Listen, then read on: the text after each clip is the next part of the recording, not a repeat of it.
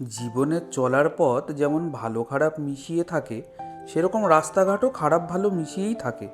গুটগুটে অন্ধকারে বৃষ্টি ভেজা ভাঙা রাস্তায় জীবনের ঝুঁকি নিয়ে বাইক চালাতে গিয়ে যখন স্টক আলোতেও কিছুই দেখা যায় না, তখন বারবার মনে বাধে, ইস, একটু লাইট থাকলে বোধহয় ভালোই হতো।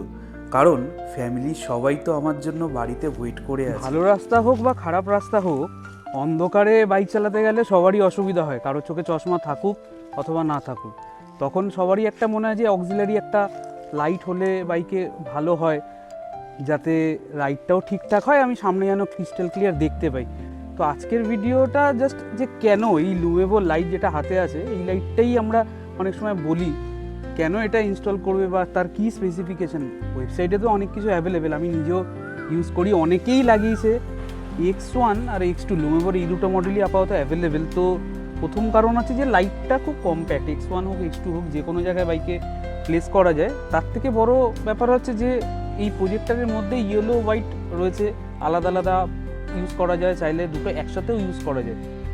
তারপরের পয়েন্ট হচ্ছে যে ওয়ারেন্টি পলিসি এর এতটাই ভালো যে কারো যদি প্রবলেমও হয় সে কোনো রকম ইস্যু ফেস করবে না। এবং আফটার সেল সার্ভিস, এইটা একটা কথা আছে, অনেকে জিজ্ঞেস করে লাইট দাদা ঠিক করা যায়, খারাপ হয়ে গেলে কি করব। এটা আফটার ওয়ারেন্টিও যদি কেউ চায় যে আমি এটাকে ঠিক করতে চাই, সেটা কিন্তু সে ঠিক করতে পারবে।